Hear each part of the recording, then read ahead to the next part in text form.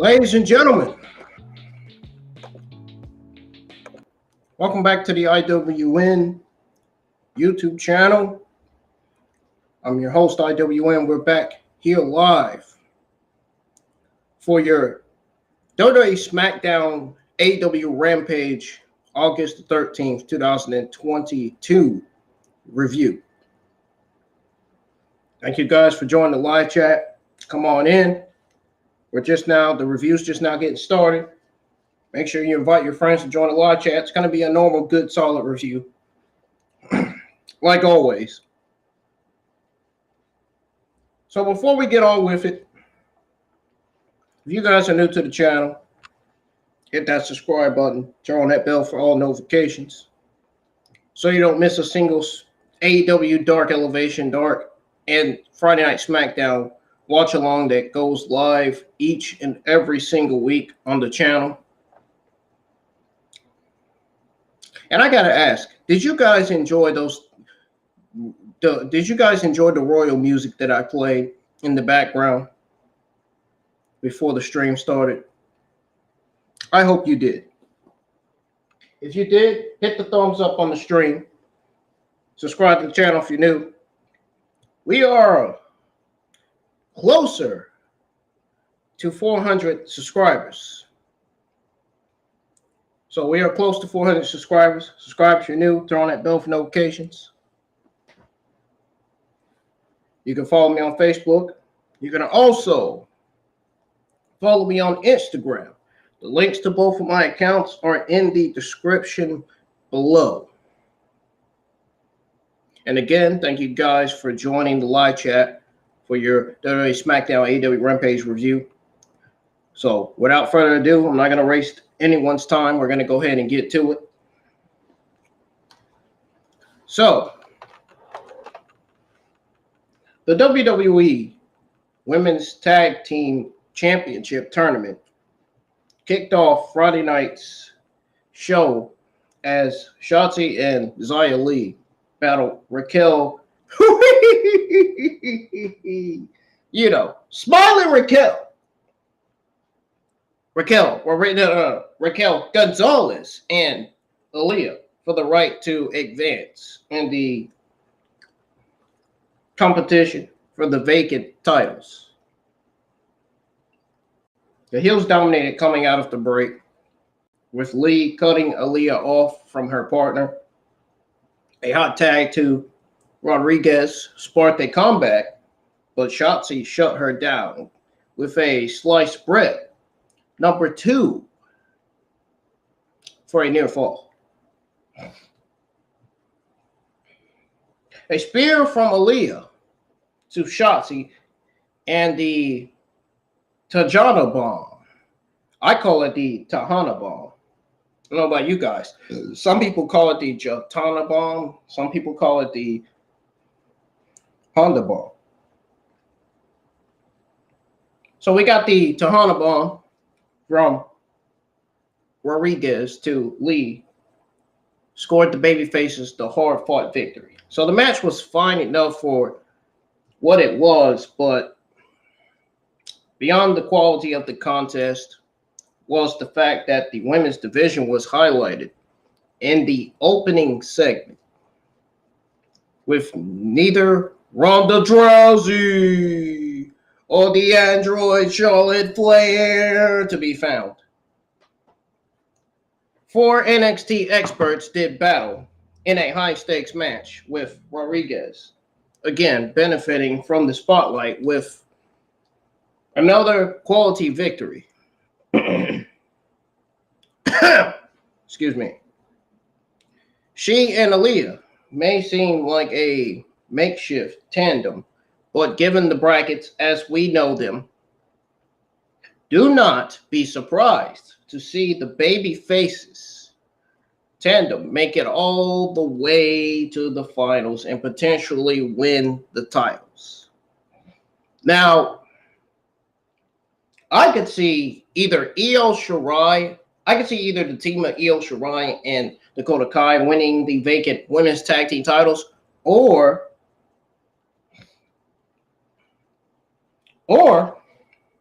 I could see Natalya or Sonya Deville winning them.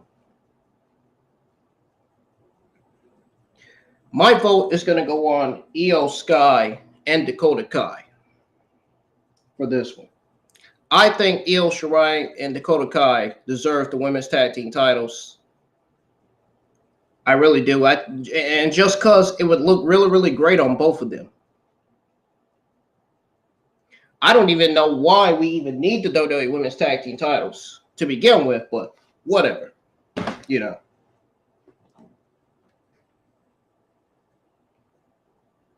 But anyways,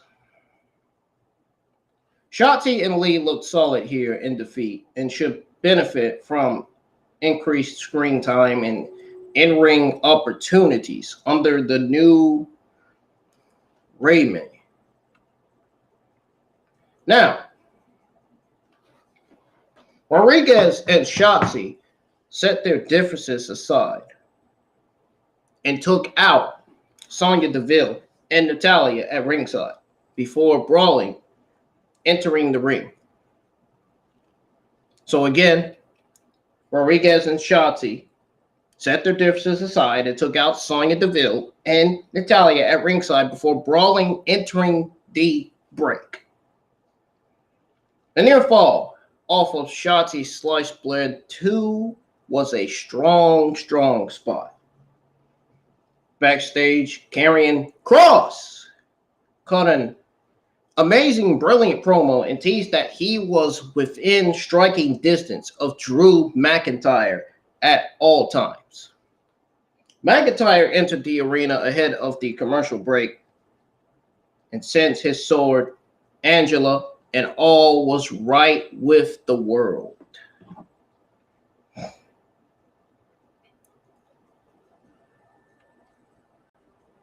So, Drew McIntyre's in the ring. He's basically cutting a huge, very, very serious promo.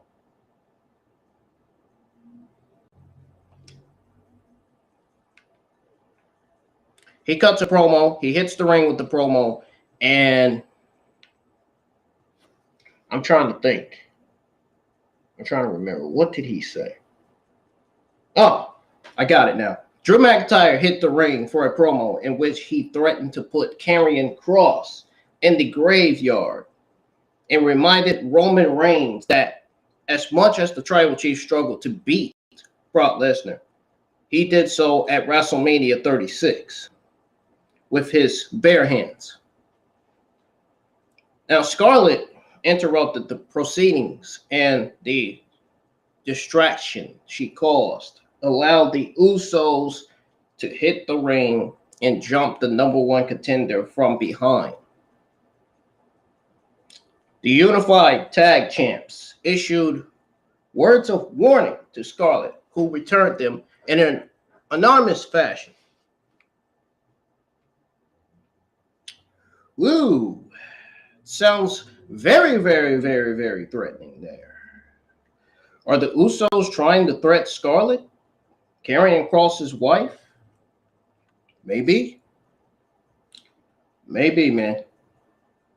You never know what goes on in the WWE behind closed doors these days, man.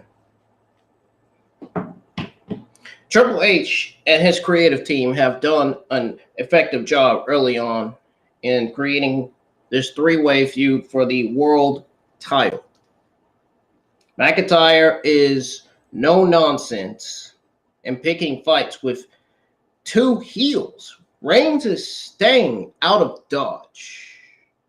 I mean, I kind of don't blame him, but Kross is hell-bent on reestablishing himself as a harbinger of doom who will take his opportunities rather than waiting for them. Now, thus far, he has told a current story that in lesser hands could be bugled from the beginning, introducing the Usos and utilizing Scarlett as more than just a voiceless sidekick were solid moves that prevent the overexposure of these central figures. Now, I would definitely give this Drew McIntyre promo segment an A plus, if you will.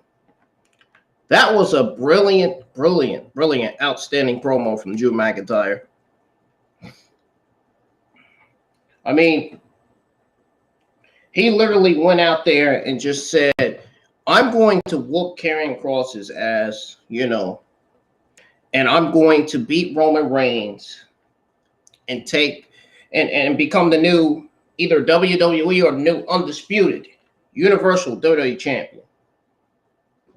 I don't know if Roman Reigns is defending both his titles or if he's defending the WWE title. I think it makes more sense for Roman Reigns to defend the WWE Championship or the Universal Championship, not WWE Championship, Universal Championship. Because the Universal Championship belongs to SmackDown, WWE Championship belongs to Monday Night Raw. I mean, just throwing it out there. You know.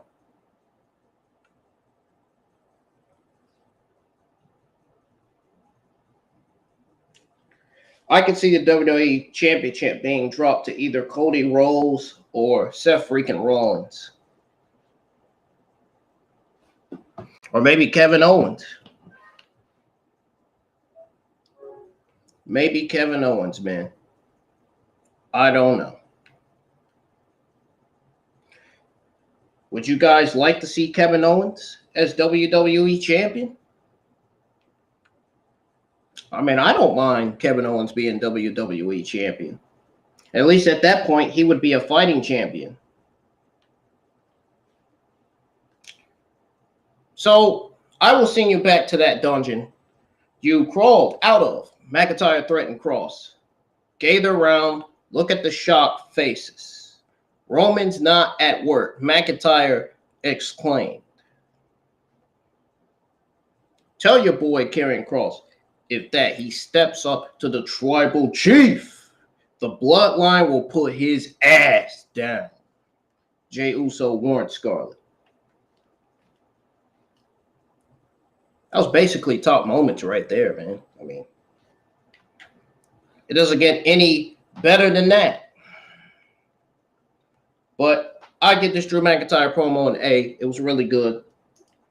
It was really interesting watching Drew McIntyre cut promo. Hey, it was even more interesting. It was even more interesting watching Karrion Kross cut his promo. You know, I am loving this Roman Reigns, Karrion Kross, and Drew McIntyre feud so far. I'm interested to see what's next. What's next coming out of this feud? Roman Reigns and Drew McIntyre are supposed to be face-to-face tomorrow.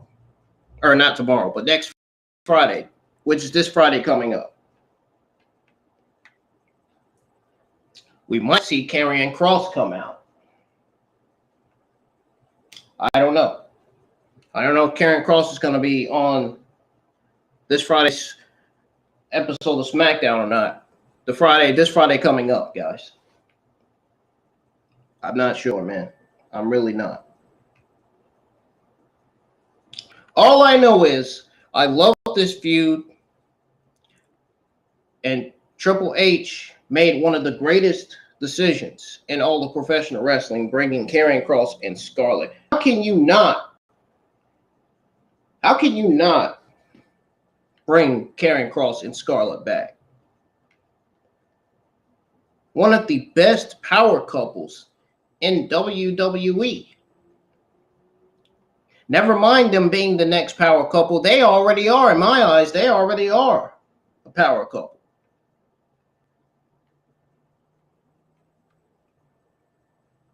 Karrion Kross' character and in-ring work is getting better. He's really doing great. I have really been impressed with Karrion Kross since his return. I just only hope it doesn't get screwed up. I just only hope he doesn't get injured again like he did on NXT when he had to force to relinquish his NXT championship.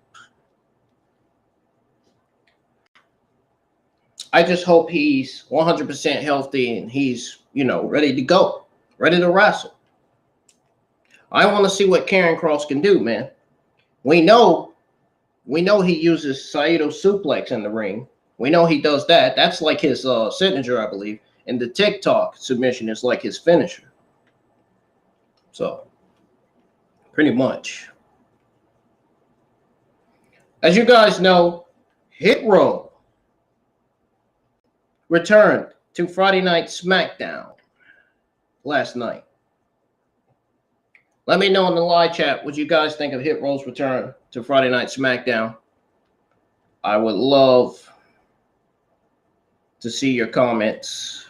Your comments, your likes on the stream, and your support for the IWN YouTube channel helps out the channel in a lot of ways. Keep on supporting the IWN channel, folks. Anyways, moving on. So, Kofi Kingston's faded sneak attack on the Viking Raiders proved costly as the former WWE champion found himself beaten down and left in a heap. It was probably the right booking call, given that this feud is fucking boring and no one's interested in it at all. I would rather watch AOP feuding with Viking Raiders than the New Day feuding with the Viking Raiders. I wonder if Triple H is going to bring the Authors of Pain back. Man, could you imagine if Razor and Akeem came back and we would have got a Authors of Pain Viking Raiders feud on SmackDown? Man, I can definitely imagine that. I cannot wait for AOP to make their return to SmackDown. Can't wait. I can't wait to make their return to WWE, period. One of the best tag teams that Triple H had in the old NXT era. You know, the time when they had Lars Sullivan, Velveteen Dream. Velveteen Dream. I don't even want to think about that name. Johnny Gargano, Tommaso Ciampa, Pete Dunne. That was the old NXT Attitude Era right there. That was the time when they even had the Undisputed Era. Adam Cole, baby. Kyle O'Reilly. Roger Strong. And Bobby Fish. Undisputed Era was one of the best factions in all of WWE. One of the greatest factions in NXT.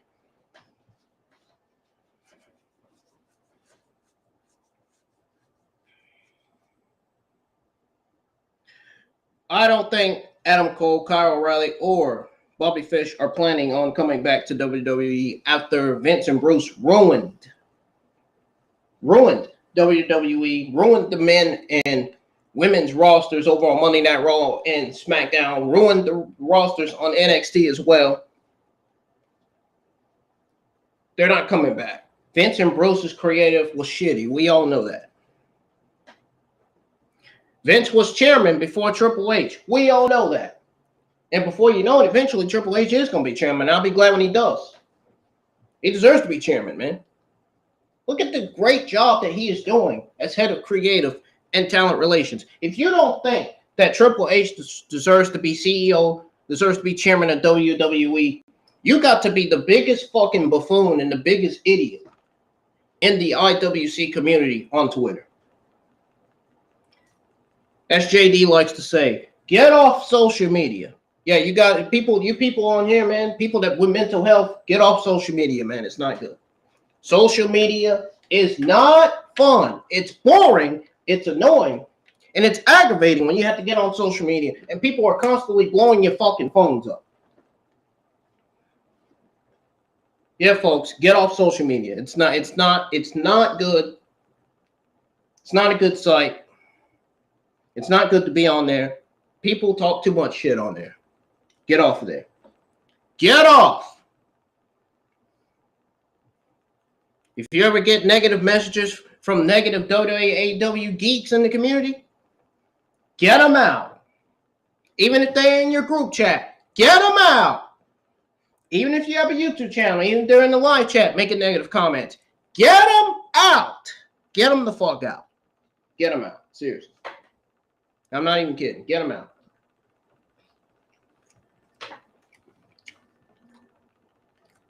They ain't worth y'all's time. They ain't worth my time either. Trust me, I know.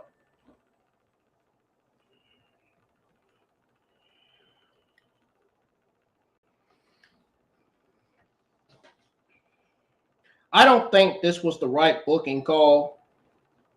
Then again, I do and I don't at the same time. Given WWE's creative's recent efforts not to book repetitive matches. With that said, the feud is ice cold. This feud is fucking awful. Awful. I hope Triple H brings back Authors of Pain. Awful. This feud is awful, man. Man, if they bring back Authors of Pain, dude, this will change the complexion of the SmackDown men's tag team division. I'm telling you right now. Not kidding. This feud is boring. Kofi Kingston could really be better utilized in just about anything. I mean, honestly, I really don't care. I hope to God that this match happens at WWE Clash at the Castles, and I hope this will be the last time we ever see New Day versus Viking Raiders. After that, the feud needs to end.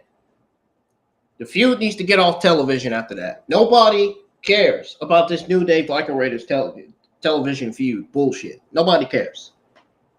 Get it off our TV screens, man. Nobody wants to see this feud every single week.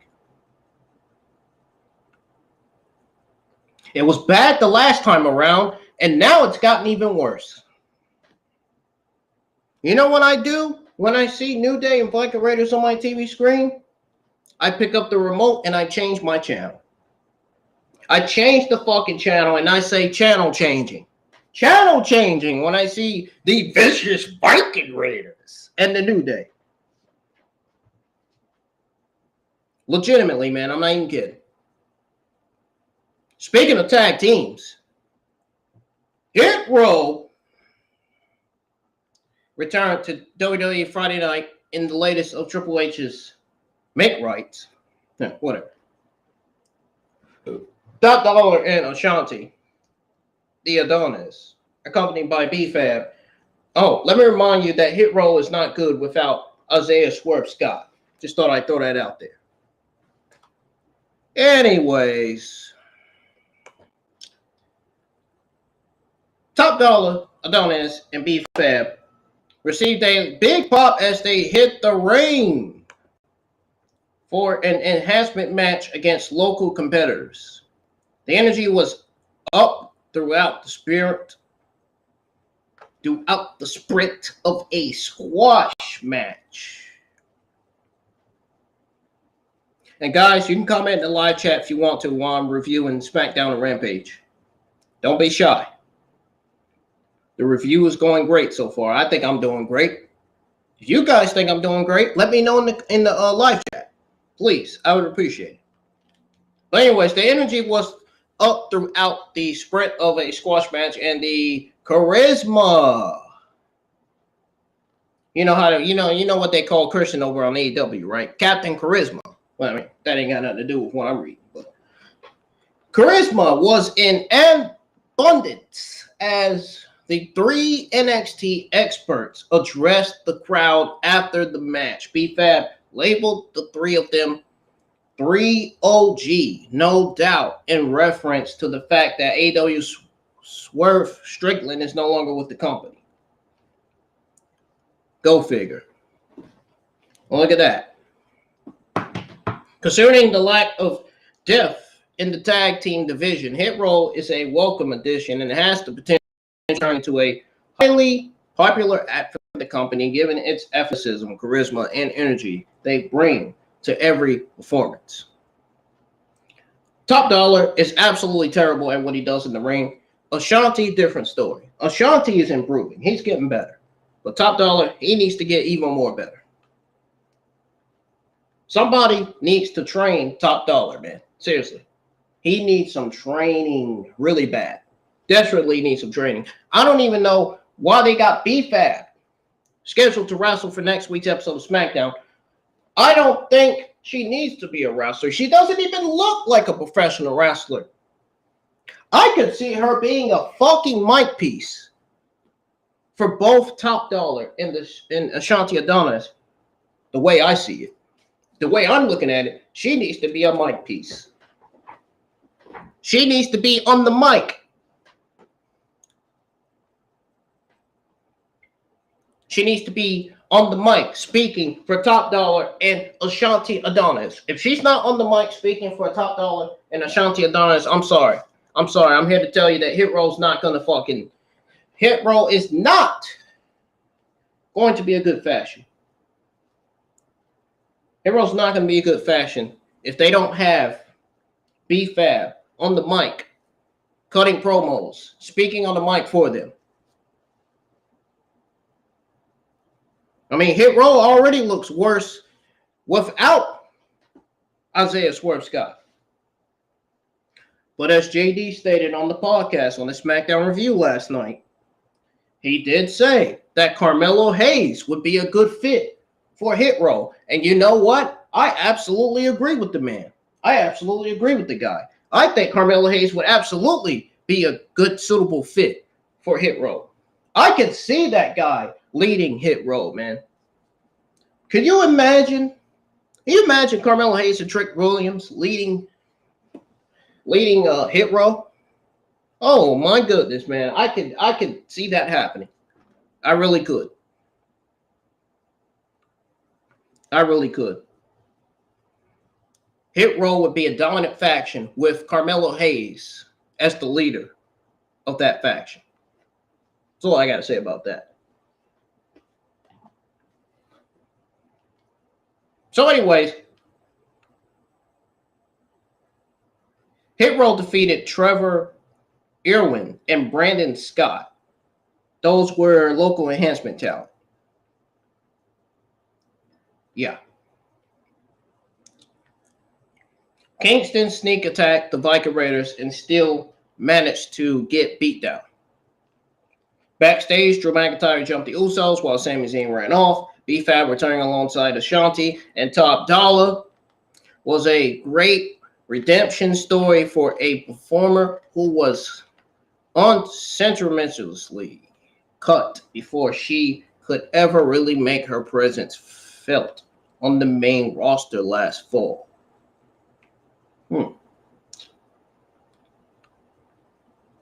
Speaks more volumes. But why do they need to use B-Fab on television when they can use her as a mic piece? She could be a mic piece for Top Dollar and Ashanti Adonis. See what I'm saying? Why are you going to have B-Fab wrestling? She shouldn't even be a wrestler. Now, if she does moves in the ring we've never seen before, now I'd be impressed. But if she fails and doesn't deliver in her match against the enhancement talent, I would not be shocked. I wouldn't be shocked at all. Anyways, we got this Liv Morgan, Shayna Baszler contract signing. So before the scheduled contract signing between SmackDown Women's Champion Liv Morgan and top contender Baszler, the suspended Ronda Rousey.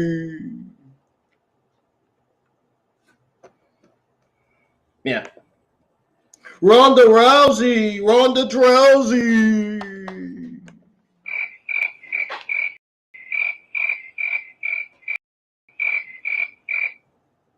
Oh my goodness. Ronda Rousey jumped the guardrail and cut a promo. Before she could say much, security ushered her up the ramp where she came face to face with her friend, her protege, Shayna Baszler. Shayna Baszler! Yeah! The vampire, the submission magician, whatever you want to call it. Baszler quickly signed the contract for her showdown against Morgan and vowed to beat her at Clash at the Castle. The champion hit the ring next and vowed to beat Baszler after referring to her as a Ronda Rousey ripoff. Yeah, right, man. Ronda Rousey ripoff. Jesus fucking Christ. Shayna Baszler sounds better on the fucking mic than Ronda Rousey. seeing this shit, man. This shit is fucking hilarious, man. My God, Liv Morgan is such a fucking comedian. I swear, man, she is. Really. She's also one of my favorites. Her promos are not great, but her ring abilities are a little bit good. But she can get a little bit better, though. She needs to get a little bit better. Just saying. Physicality reigned supreme with Morgan shaking off an attack on her injured arm and driving her upcoming challenger through the table with a bulldog. It almost sounds to me like I'm rapping and putting somebody on blast the way I said it. This was a surprisingly strong segment. Enough to where it could surprise the Liv Morgan stains in the community. Of course. Rousey showed more personality here than she has in every one of her promos since returning at Royal Rumble. And the fans responded accordingly. They were overwhelmingly in her favor. Yeah, whatever. Nobody cares. They were in her favor to the point that she was clearly one of the more over competitors on the show to this point. Again, I don't care. Nobody cares. Get Ronda Rousey off TV. Now, don't get me wrong. Shayna Baszler and Ronda Rousey feud would be great. But don't you think a lot of people in the community are getting tired of seeing Ronda Rousey on television every week? Yeah, I think so. I think so. Get her off television. Keep off television while you're at it, too. And make sure Brock Lesnar doesn't come back either. Brock's lousy. I don't want to see Brock's lousy on my TV again. Morgan continued to flirt with Hilda, ethnically reminding everyone that she beat Ronda Rousey twice, while insultingly referring to Baszler as a ripoff of her bestie, turning Morgan heel would, I don't know. I think turning Morgan heel seems like the wrong move. That would be one of the worst decisions that Triple H or anybody in that company would ever make, to turn her heel like this. Her underdog climbed to the top. Turning her heel would seem like the wrong move, giving her underdog climb to the top, but the fans may demand it. The Morgan stands in the community defend it. They're gonna demand it.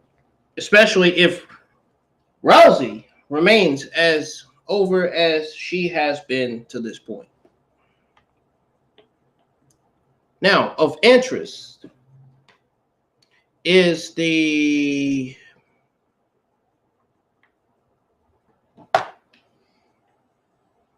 interaction between Baszler and Rousey. Sorry, I kind of froze for a minute.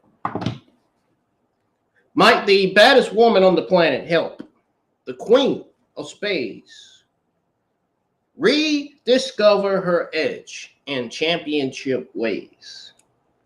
Or will Baszler turn on Rousey and ignite the rivalry that seemed like a sure thing not all that long ago? Yeah. Okay. Being the baddest gets expensive, but I can't afford it. Rousey said, spending money across the contract table. Baszler to Rousey, you have to play by the rules. Ronda spouted. Rousey responded, reminding the Queen of Spades, you used to be a killer. Now, Ronda Rousey saying that to Shayna Baszler is going to very well turn Shayna Baszler heel. Shayna Baszler did not like what Ronda Rousey said. Anyways, sitting here hopping in my chair like a fucking horse. Following a backstage attack by the Scottish Warrior, the Usos challenged Drew McIntyre to a tag team match.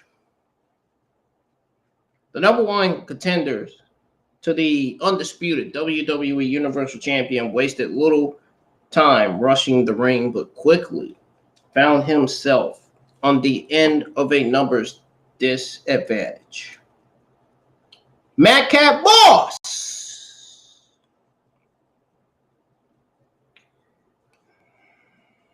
Some of these retards in the community would be like, Madcap Balls. I'd be like, what?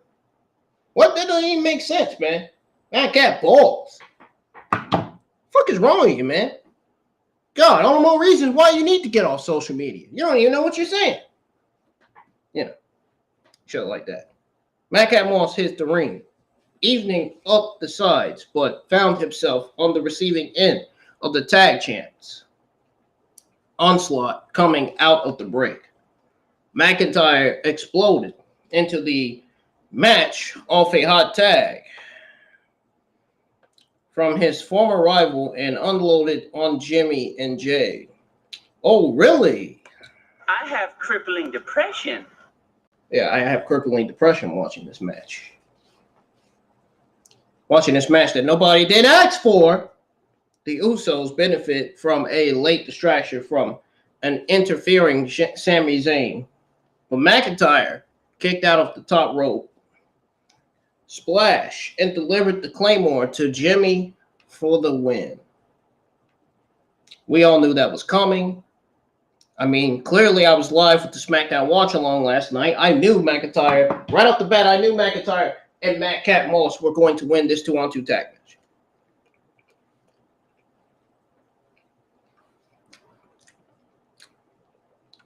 Now, after this 2-on-2 tag match, McIntyre laid out Jay and Zayn before standing tall with Moss.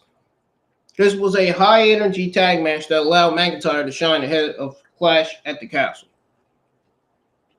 and provided Moss a little of that main event rub. You know, that main eventer position, that main event role, you know what I'm saying? Courtesy of the red hot babyface and the equally as over Usos. No.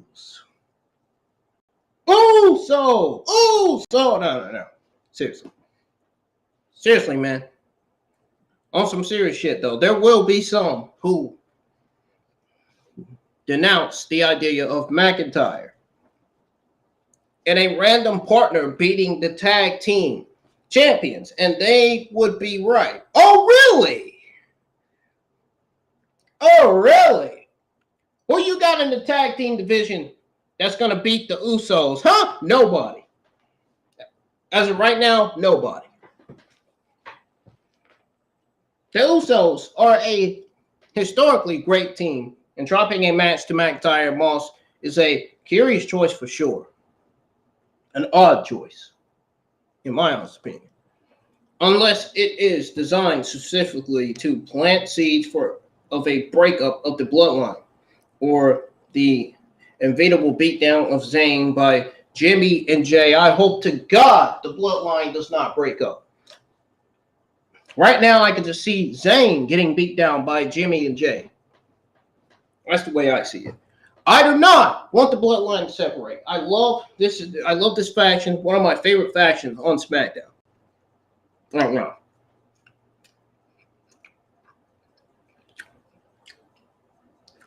This faction is kicking ass right now. Please, do not ruin the bloodline. Do not do anything with it. Do not separate Roman Reigns from Jimmy and Jey Uso. And I'm not ready for Roman Reigns to drop both titles yet. I hope he signs a full-time deal with WWE. I hope he doesn't go to Hollywood. Roman Reigns, in my eyes, is more of a wrestler than an actor. Some people may think that. Some people may not. Some people may agree with me when I say that. Some people may not. It is what it is. Opinions on your opinions. Takes are takes. Just don't have the worst takes. If you have the worst takes, then you might as well say at that point, takes is not takes. If you have the worst opinions, you might as well say opinions are not opinions. McIntyre and Moss exchanged the slightest look of destruct. And what is one of those little things forward. Hopefully we get more of those as Triple H entrenches himself as the undisputed creative leader in WWE. More like the undisputed CEO, chairman of WWE. I mean, it's not going to happen yet, but it's going to happen soon. So we got the main event. And man, oh man, oh man. WWE made one of the greatest decisions ever to put this Intercontinental Championship in the main event. I felt like, in my eyes, this Intercontinental Championship absolutely 100% fitted in the main event. It just fits perfectly in the main event. Absolutely perfectly, man. This was a hard-hitting affair. A cringe unhinged Intercontinental Championship match. This was awesome. The main event was one of the best things on this show. After much hype throughout the night's broadcast, Intercontinental Champion Gunther, I wish they would change his name back to Walter because Gunther's not getting it. Change it back to Walter, please. I'd rather call him Walter than Gunther. Triple H is eventually going to give everybody their old themes back. I hope their old theme music back. I hope Gunn get his old theme music back too, which his new theme music sounds great too, but his old one sounds better.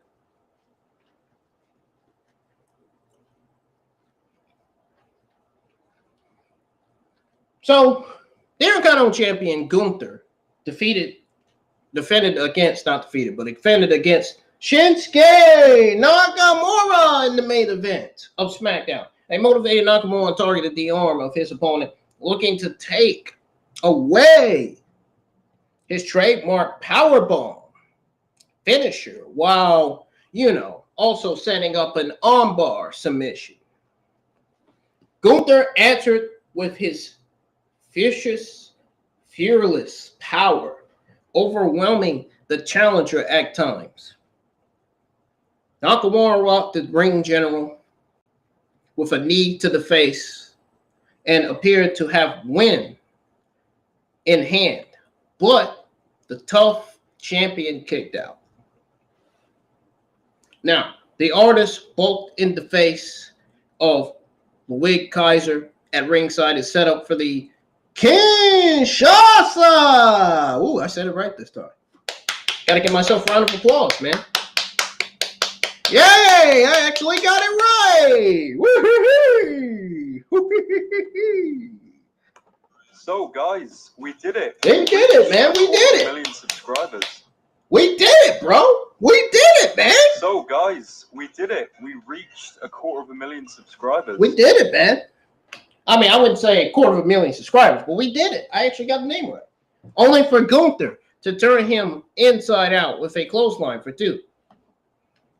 I actually did that on purpose to make you guys laugh. Anyway, a sleeper and drop kick to the back of the head allowed Gunther to deliver the powerbomb and stack him up for the pinfall victory. The chants of this is awesome were well deserved as Nakamura and Gunther toward the house down to end the show. It was a hard-hitting physical encounter that reminded fans that beyond the mannerisms and entrance, the artist is still a damn fine in-ring performer when he is motivated. That's true. Gunther continues his streak of Super B in-ring performances, but it was Kaiser staring at the IC title on 2 different occasions in the post-match moments that provided most interesting might the mouthpiece of the ring general have championship expirations of his own? And could Gunther's greatest challenge eventually come from within the remnants of Imperium? That's a bold question right there. Do you guys think Gunther's challenge eventually come from within the remnants of Imperium? Let me know in the comments below when the stream ends if you guys think that Gunther's greatest challenge officially comes from within the remnants of Imperium.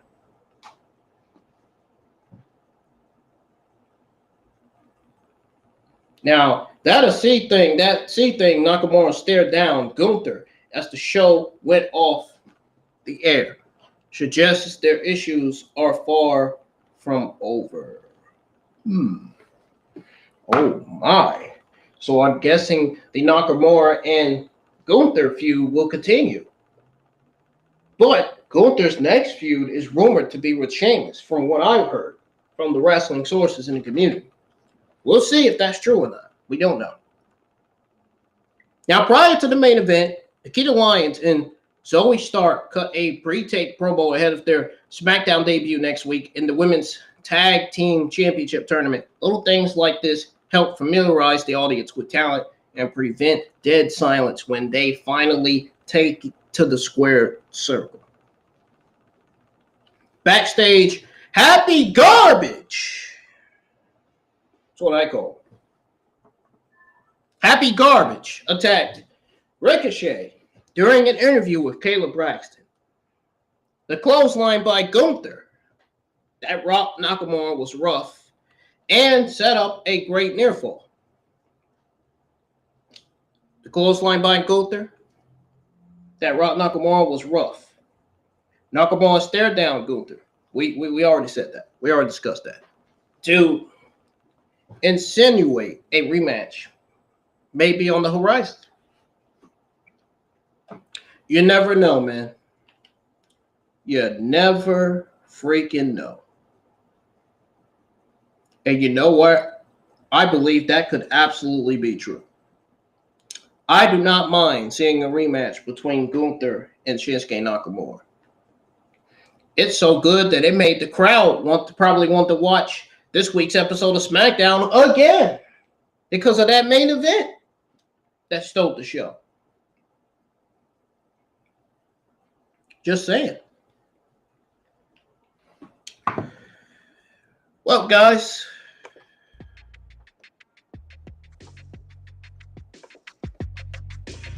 that's going to do it for the SmackDown review. Now on to the Rampage, AEW Rampage review, guys. Rampage this week wasn't all that good. Nobody gives a shit about Sonny Kiss. I wish they would get Sonny Kiss off the television. Like, seriously. Ew. Yeah. Get her off television. She's absolutely terrible in the ring. The theme music, the entrance is god awful. I just don't, I don't see any interest in Sonny Kiss. I'm never interested in watching Sonny Kiss wrestle in the ring. Never. Never. But anyways, guys, if you guys are new to the channel and you want to see more gaming content, such as WWE 2K22, 2K20, or Dragon Ball V 2 gaming content in particular, and if you want to be a part of my watch-alongs in the live chat for AEW Dark, Elevation, and Friday Night SmackDown, hit that subscribe button, turn on that bell for all notifications so you don't miss a single watch-along that goes live each and every single week, and so you don't miss a single review that goes live every single week as well. If you haven't checked out my SmackDown watch-along from last night, go check it out. Go give it a thumbs up. I really appreciate it. We had a huge big night. We killed it once again. Hassan was there. My moderator Hassan was there, and we had a lot of people there. We had 3 trolls in the fucking chat saying wrestling is fake. No. That's when you're wrong. You fucking geek. Wrestling is not fake. Wrestling is real and scripted, mainly scripted. So there you go. I absolutely have to remove those 3 trolls from the chat, man, because of their negative comments and the way they were in the live chat. They were ruining the live chat for the other people that were watching. And I didn't appreciate that, and I had to remove it from the live chat.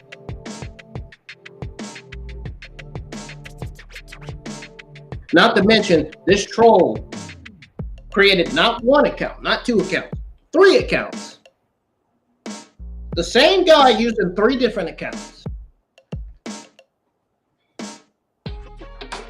What is wrong with you people out here on YouTube, man? What's wrong with these trolls in the YouTube wrestling community? Get a life, man. Got nothing better to do than to come in the live chat and talk shit. Like, really? Come on. What is this? What is it, your fucking bedtime? Night-night. Your mommy said go to bed. Lisa, Alex, and Kirby. Your brothers and your sisters said go to bed. You're too old to be staying. You're too young to be staying up. You guys are not even 18. Trolling my fucking live chat last night. Like a bunch of fucking 4-year-olds. People leave, man. Anyways, guys, don't go nowhere. I will be right back. I gotta go take something to the kitchen here. And when I come back, we're gonna start the AEW Rampage review. And then after the Rampage review, that is gonna do it. And that's when I'm gonna wrap it up. So I will be right back. Don't go nowhere.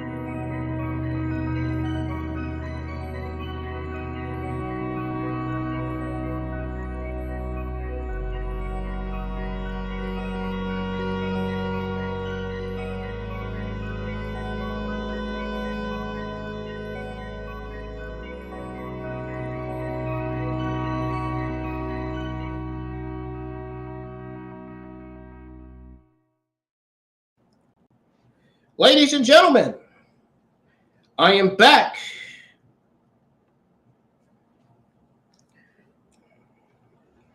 I am back. Now that I got that situated, now we can go ahead and begin the AEW Rampage review. So,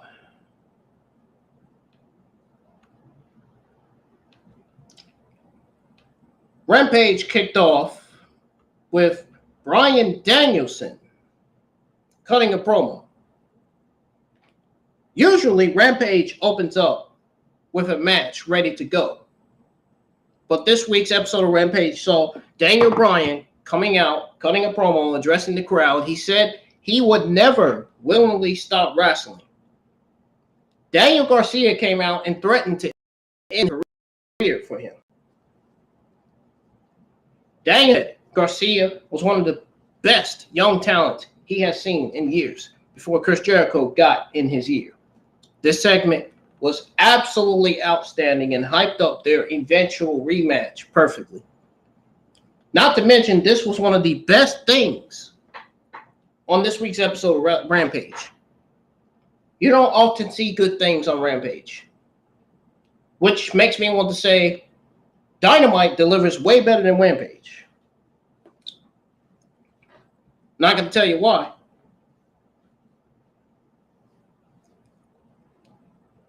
It should take you 2 seconds to figure out why Dynamite's better than Rampage.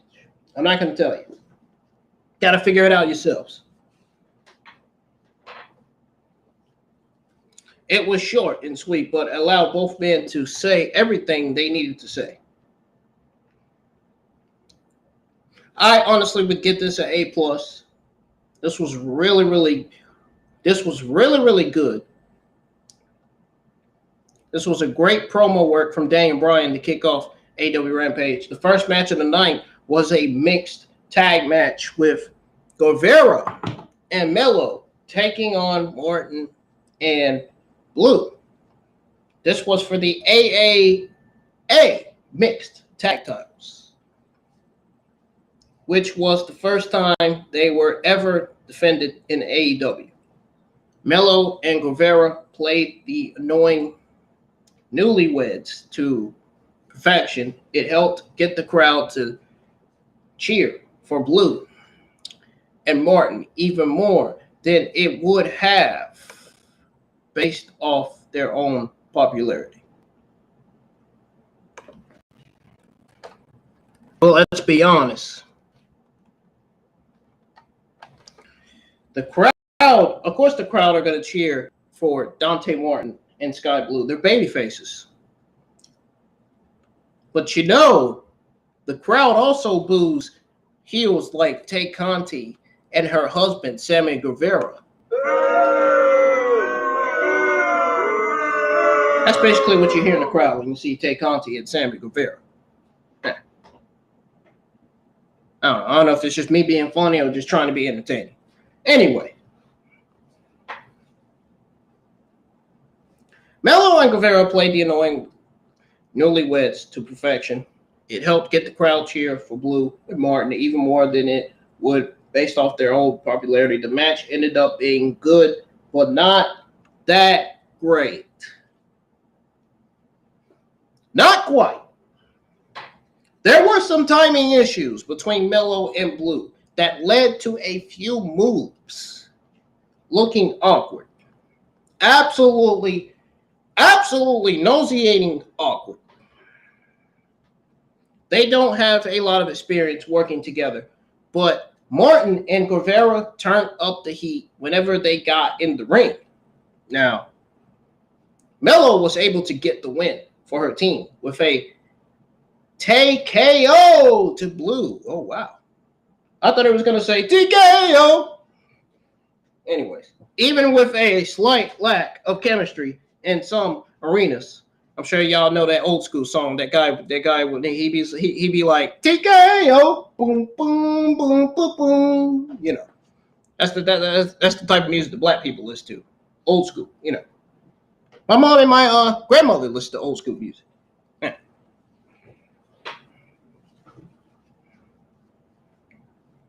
Even if you ask my stepbrother, have you ever heard of this song, TKO? He'd be like, yep, and then he'd be laughing. Even with a slight lack of chemistry in some areas, this was a fun outing.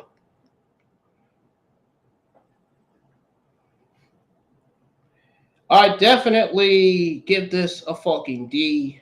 I did not, and I repeat, I did not like this male-female mixed tag match. It was not good.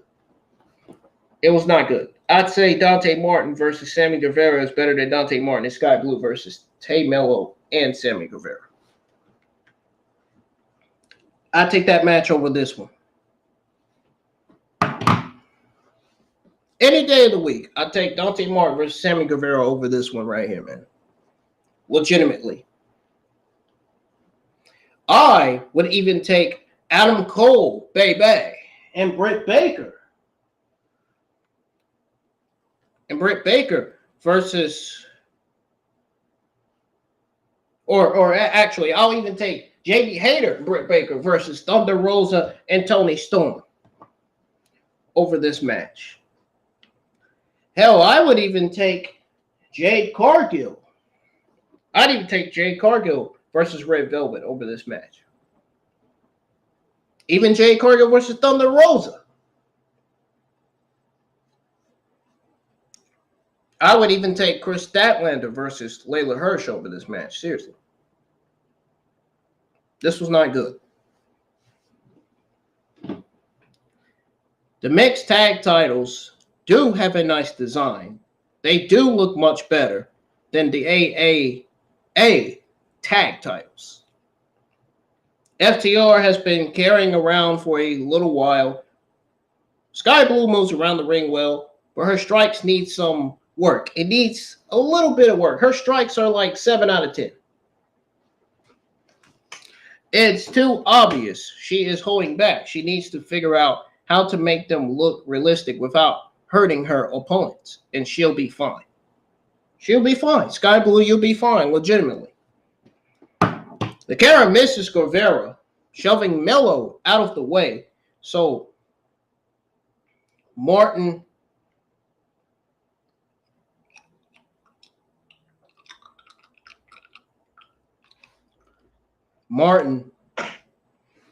I think that's what Guevara would do to Martin if Dante Martin actually punched Che Conti in the face. Yeah. No. Anyway. The camera misses Guevara, shoving Melo out of the way so Martin wouldn't hit her with a suicide dive. Martin jumping off of Melo's back to hit a Canadian Destroyer on Guevara was a fun spot. Man, sure was one. If sure was a fun spot. Senator, we run ads. Are we running ads, Senator? Are we running ads, man? I hope we're not running ads before this match, man. Seriously. And then we got this god-awful Parker Boudreaux versus Sonny Kiss. Parker Boudreaux versus Sonny Kiss, man.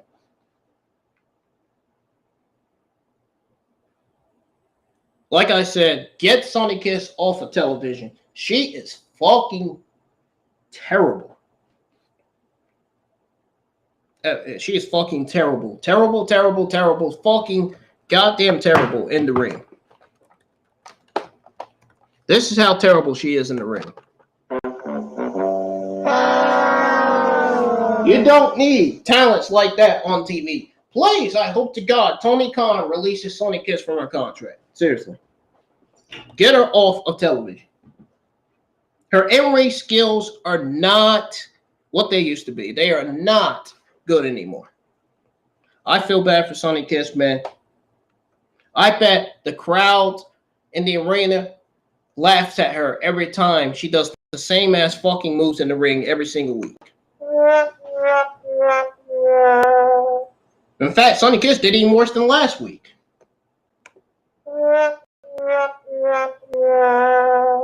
Jesus Christ, man. This shit sucks. This shit sucks, man. I take this week's SmackDown over this week's episode of AEW Rampage. Jesus fucking Christ. Just because Sonny Kiss was on the fucking show and ruined everything. If Sonny Kiss wasn't on the show, I think the show would be fine for what it was. Sonny Kiss was on the show so bad that it made the audience watching want to say, channel changing. It makes the audience want to say, man, I'm about to pick up my remote, change the channel, man. I don't want to see people like this on my television, man. Jesus Christ. Sonny Kiss fucking sucks. She fucking sucks. I don't even know why she has social media. There's people on social media blasting her. Picking on her in-ring skills. Saying that they're fucking trash. I agree, they are trash. Bingo. Nobody cares about Sonny. Seriously.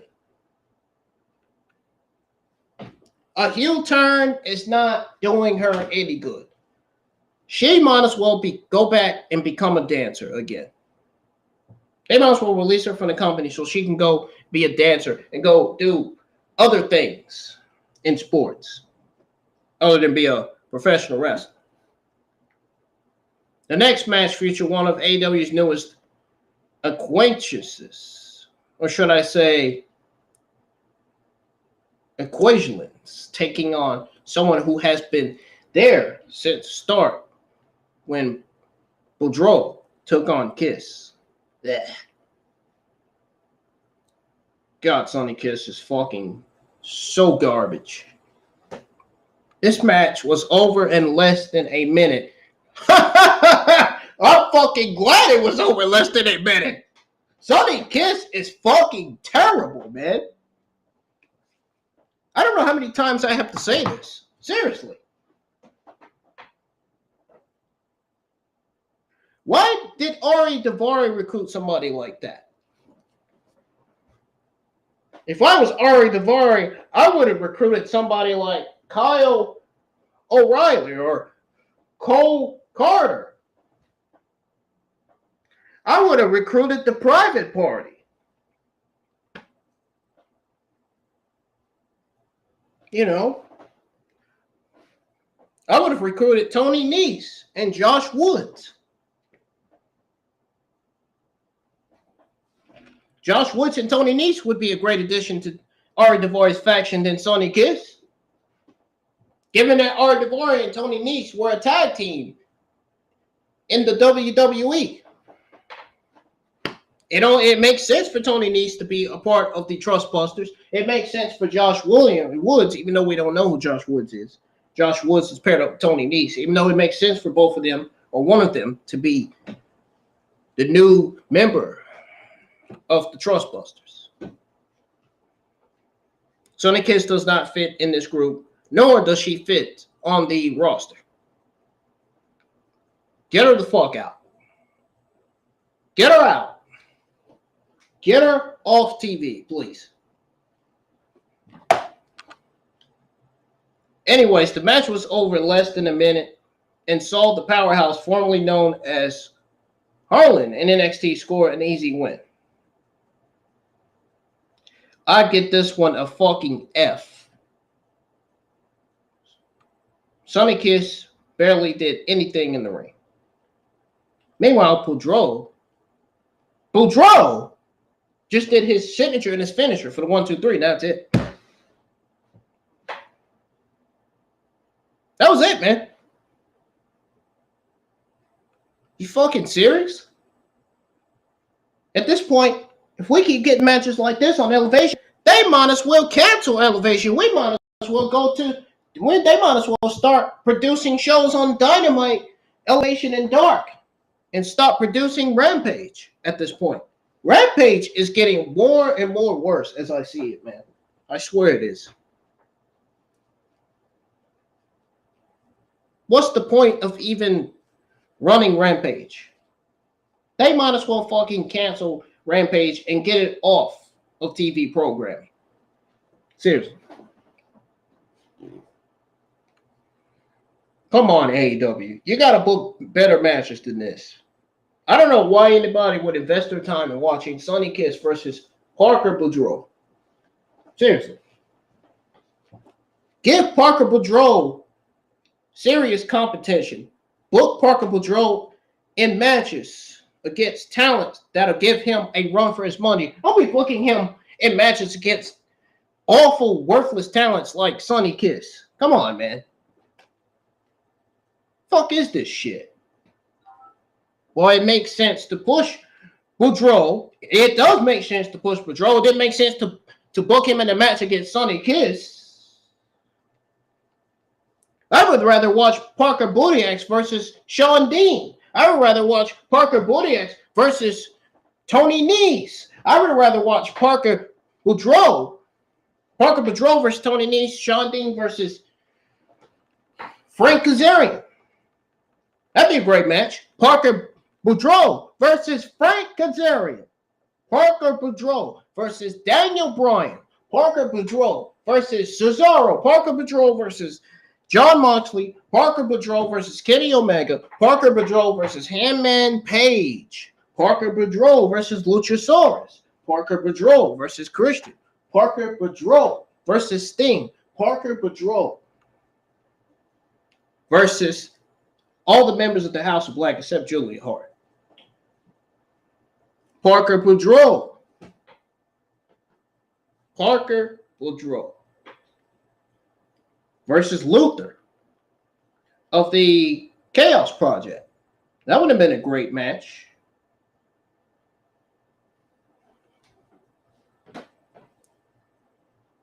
I would rather watch Parker Boudreaux versus Frank Kazarian than Parker Boudreaux versus Sonny Kiss. That's the way I see it.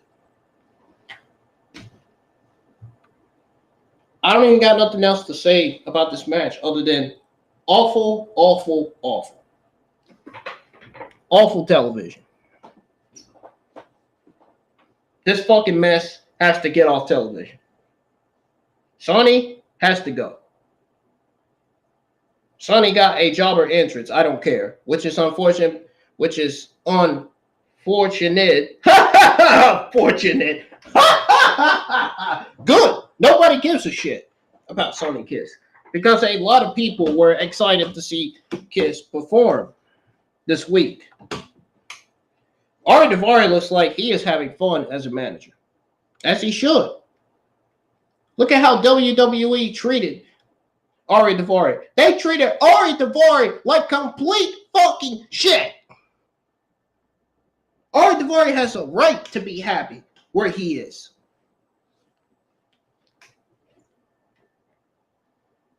And you could thank Vince and Bruce for wasting Ariya Daivari on television, making him look like a fucking idiot. Oh my God, man. We got the Ass Boys, Austin and Colton, Gunn, scoring off against the pairing of Danhausen and Erick Redbeard on this week's show. The match had quite a bit of comedy, which is to be expected, basically. Whenever Danhausen is involved, Redbeard would take care of the powerhouse. He would take care of the powerhouse spots whenever he was in the ring. We have not seen Erick Rowan for 8 months. 8 months we haven't seen Erick Rowan until now. I cannot believe Erick Rowan made his return to AEW. Where was Erick Rowan this whole time? Where was he? Liquid hot magma. Where was he, man? Seriously. Most of this was the Guns trying to hurt Danhausen for giving them the Ass Boys nickname.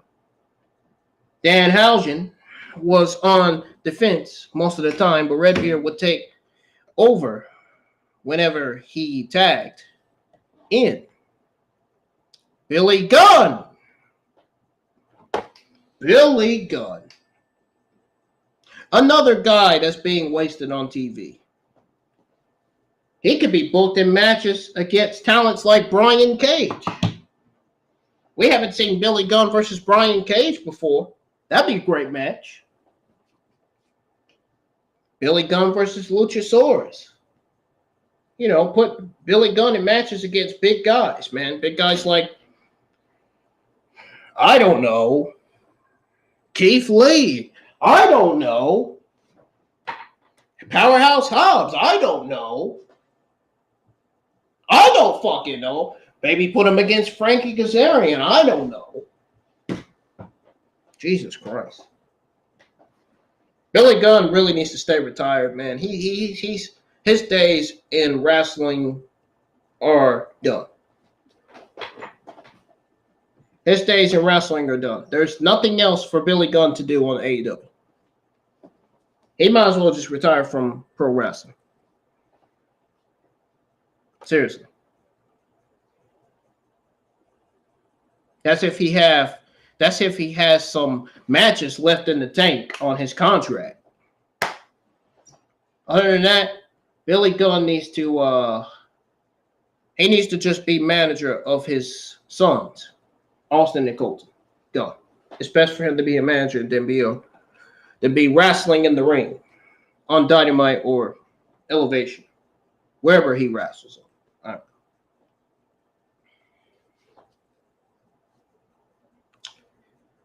So, anyways,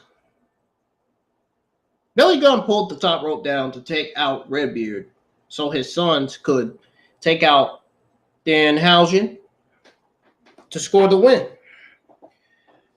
The Guns looked good. Not that good, though. But this match was nothing to write home about. It was a little good, but not memorable, to say the least.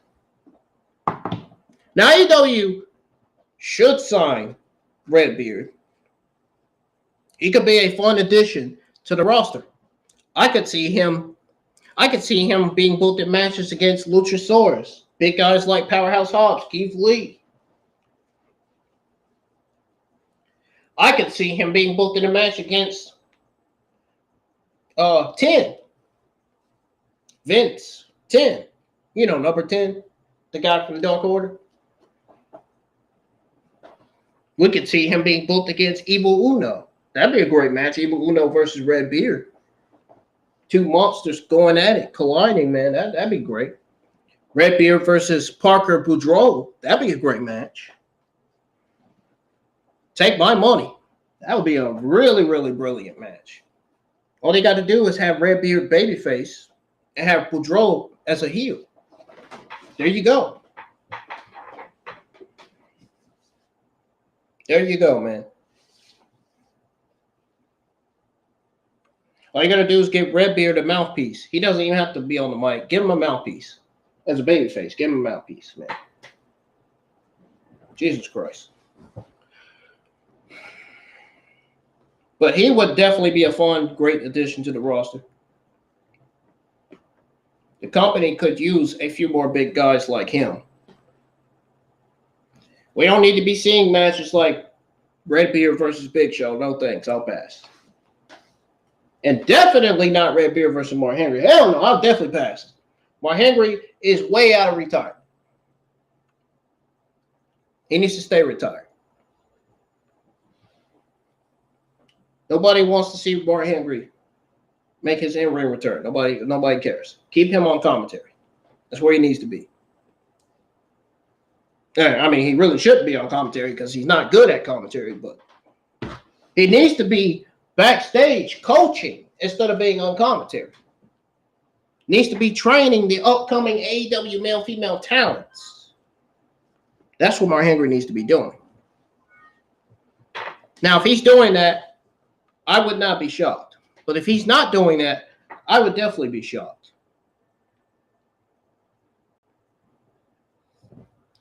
Another person that doesn't need to be on commentary is Big Show. Big Show is awful, awful, awful on commentary as well. I think AEW commentary needs somebody like Mario Ranallo.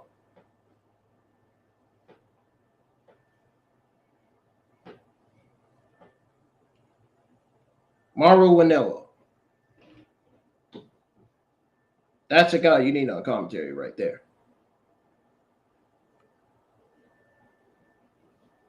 Mauro Ranallo. That is somebody you need on commentary. That's one of the best commentators that NXT's ever had, man.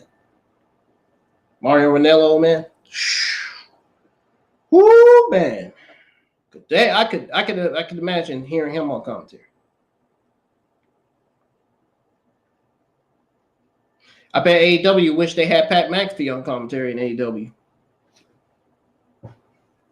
Just don't put him back in a feud with Adam Cole, baby. Well, they'll give you a show that you've never seen. They'll give you a rematch to fucking look back to look forward to. Anyways, so we got the main event of AEW Rampage. We have Daivari, the Persian Lion, versus Orange Cassidy. Now, this right here was another one of the best matches on Rampage. So, two of the best things on Rampage were Daniel Bryan, Daniel Garcia, Daivari, and Orange Cassidy. Those were the four best things. Those were the four best things on this week's episode of AEW Rampage. So Slim J and Boudreaux accompanied Daivari for his main event match against Cassidy. As usual, the best friends were there to support Cassidy and keep things far outside the ring. Daivari tried to talk Cassidy into losing on purpose so he could join the Trust Busters. But freshly squeezed just messed with him a bit instead. This match followed the same pattern as just about every bout Cassidy is in. He jokes around a bit, pretty much. His opponent controls the offense for most of the match. Now, Cassidy makes his comeback. The predictability of how this would play out is one of the downsides of being a cosmetic performer most of the time. Jeez. This is actually my first time actually saying that. As OC began to build up some momentum, the people at ringside begin to get involved. Of course, they're going to get involved.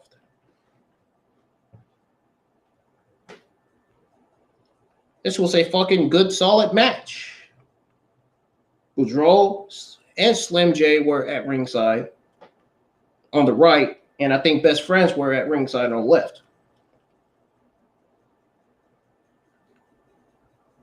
Cassidy saved Best Friends from Boudreaux, but it gave Daivari a chance to recover. Still, it wasn't enough to keep Cassidy from scoring the win. With the orange punch, that looks like the that legitimately looks like the older version of the Superman punch. It does.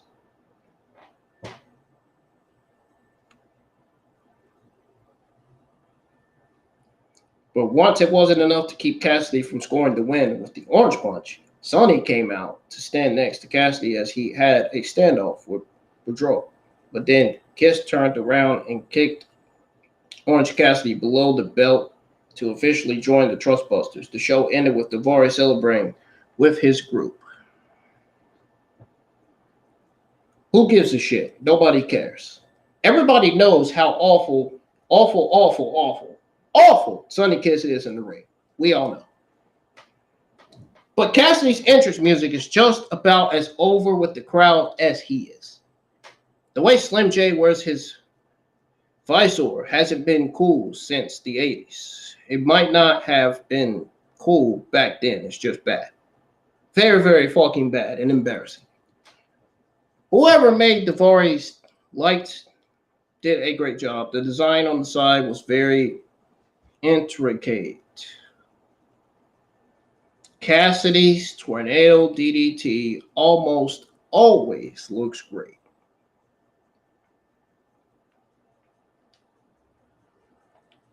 Now, ladies and gentlemen, that is going to do it for both the WWE Smackdown and AEW Rampage review.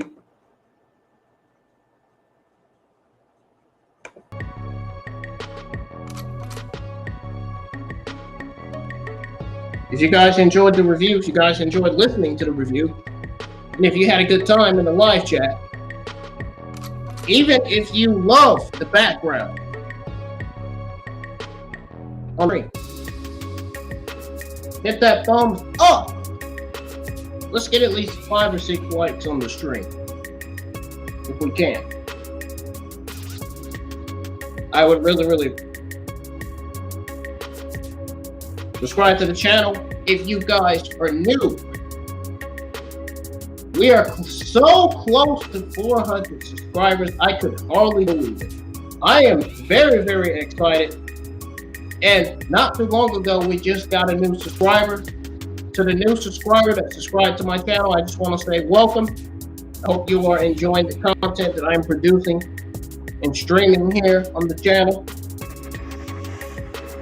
And I hope you have a good, lovely rest of your weekend. And enjoy your Sunday morning or Sunday afternoon. Because you never know, you may have to work this Monday. You may have to work this Tuesday. Nobody knows when they have to work unless they go to the Crew app or go to their other apps and check their work schedule. You know what I'm saying? Guys, we're not through yet. Sit tight and hang on. I'm gonna see if I can find the news on the Smackdown and AEW Rampage viewership. So, hang on tight.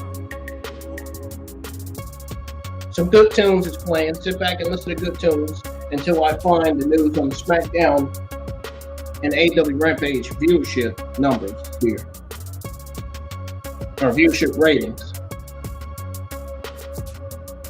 Because that is exactly what I'm trying to find right now.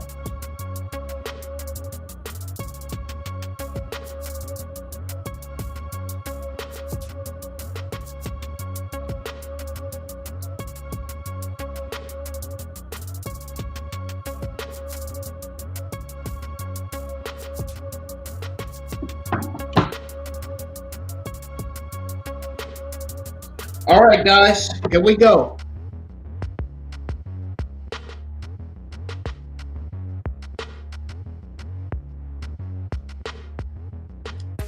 Ladies and gentlemen, I got some news on the WWE Smackdown viewership this week.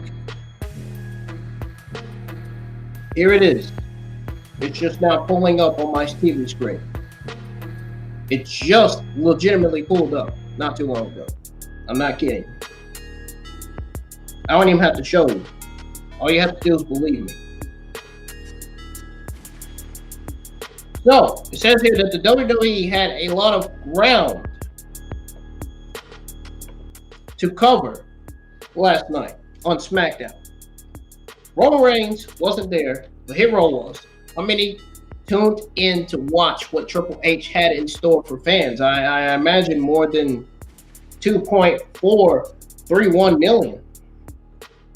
Because according to Spoiler TV, August the 12th episode of WWE Smackdown brought in an overnight audience of 2.431 million viewers with a 0.45 in the 18 to 49 demographic. The August the 5th episode of WWE Friday Night Smackdown brought in an overnight average of 1.983 million viewers with a 0.5 in the treasured 18 to 49 demographic. Okay, so to those of you that wanted to know the viewership for July the 29th, well, the July the 29th episode of SmackDown brought in an overnight average of 2.06 million views with a 0.4 in 18 to 49 demographic. For those of you that wants to know the viewership for July 22nd, July 22nd episode of SmackDown brought in 2.166 million viewers and a 0.55 in the 1849 demographic. July the 15th episode of SmackDown brought in an overnight average of 1.976 million viewers with a 0.4 in the 18 to 49 demographic. July the 8th edition of SmackDown brought in an overnight average of 2.0245 million viewers with a 0.4 in 18 to 49 demographic. July the 1st episode of SmackDown brought a viewership of wow, this is a big fucking number. 2,142,000? I mean, I don't know. I'm just taking a guess, man. 2,142,000 with a 0.5 in the 48 to 49 demographic. Man, that one was definitely hard to guess. That was wow. Oh my goodness.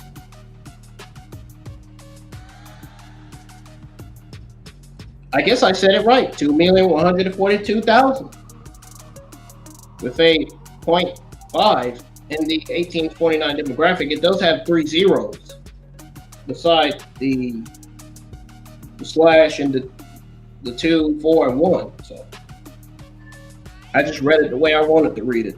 If I got it right, yay. But if I got it wrong, oh well. It is what it is. June 24th edition of WWE Smackdown brought an overnight average of 2.117 million viewers with a 0.5 in the 18 to 49 demographic.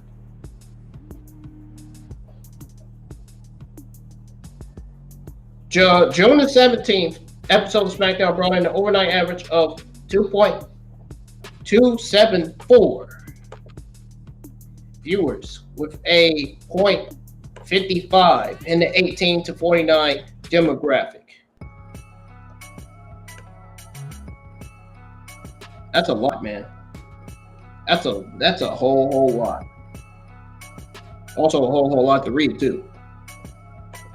Now, to those of you that want to know June the 10th viewership numbers.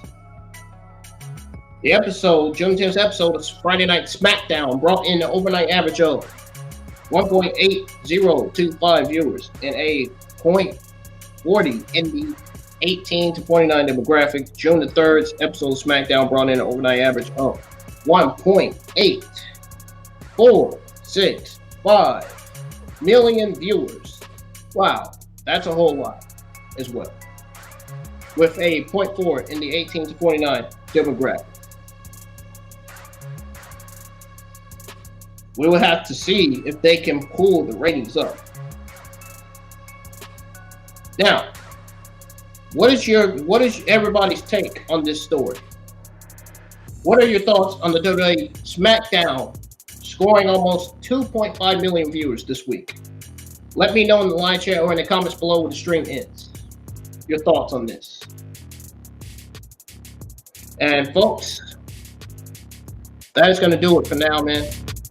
I don't have any news on the AEW Rampage ratings or viewership. So, as of right now, I don't. But I'll keep you guys up to date on the news and everything else I see. I'm gonna start back doing news videos again. I may do some IWN episodes.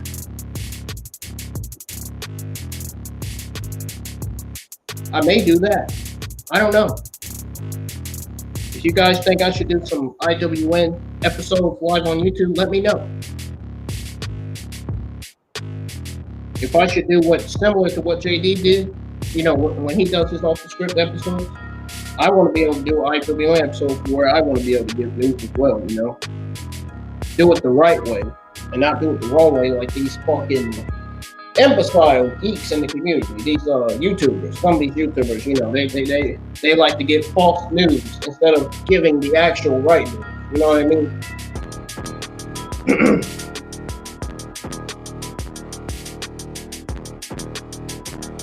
But anyways, I hope you guys enjoyed the WWE Smackdown Rampage review. If you did, once again, hit the thumbs up, subscribe to the channel if you're new. Like I said, if we can get to 400 subscribers, I will do that Dragon Ball Super Broly movie watch along where me and everybody else that's a Dragon Ball fan in the live chat can all together watch the Dragon Ball Super Broly movie. I actually been waiting to watch it for a while. I haven't even watched it yet. But I'm going to get it, believe me. I'm going to get it. Trust and believe that. I may even get the Prison Planet art movie if it ever comes out. But I know I'm getting that Broly movie. I know that. Streaming it on YouTube as well. But anyways, guys, I'm getting out of here. As you can see, it's late. It's 11:02. My batteries on the laptop's going down. I already have my August the 19th, 2022 Friday Night Smackdown watch along scheduled. That's already scheduled, so if you guys can hit the thumbs up on that, I would appreciate it. And you can comment in the live chat if you want. You can comment in the live chat while my August the 19th, 2022 SmackDown watch along is scheduled. And if you have to, you can sit there in the live chat for fucking 4 days if you want to. I don't care. As long as I have bigger audience for SmackDown. Like I did last week and the week before last. Let's keep it up, man. We're killing it with these SmackDown watch-alongs. My SmackDown watch-along yesterday, we had like at least 12, 13 people in here watching. We pretty much pulled off like 640 or 663 viewers yesterday. That's good. And of course, 8 days ago, the other SmackDown watch along, we pulled off 827 viewers. Let's keep this up, man. You guys are amazing. You guys are the best. Keep on supporting my channel in any way you can. And I will see you guys in the live chat for AEW Dark Elevation, episode 76.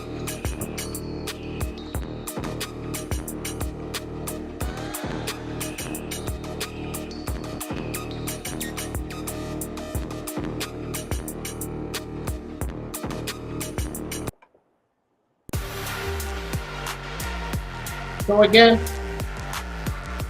thank you guys for joining the live chat and for listening to SmackDown Rampage review. I will see you guys in the live chat for AEW Dark Elevation 76. Have a great rest of y'all's weekend. And I'll see you guys later. See you guys Tuesday afternoon. So once again, AEW Dark Elevation episode 76. It should be a good one. So make sure you're in the live chat for that. I will schedule my AEW Dark watch along early as well. So I'm scheduling all my watch alongs early, starting tomorrow. Make sure you have on your notifications so you'll be notified when those watch alongs go live this coming week. Brand new content coming to the IWN YouTube channel. So see you guys later, man. Peace, stay safe, and always love and respect your parents. I'm out of here. Have a good one. See you guys Tuesday afternoon.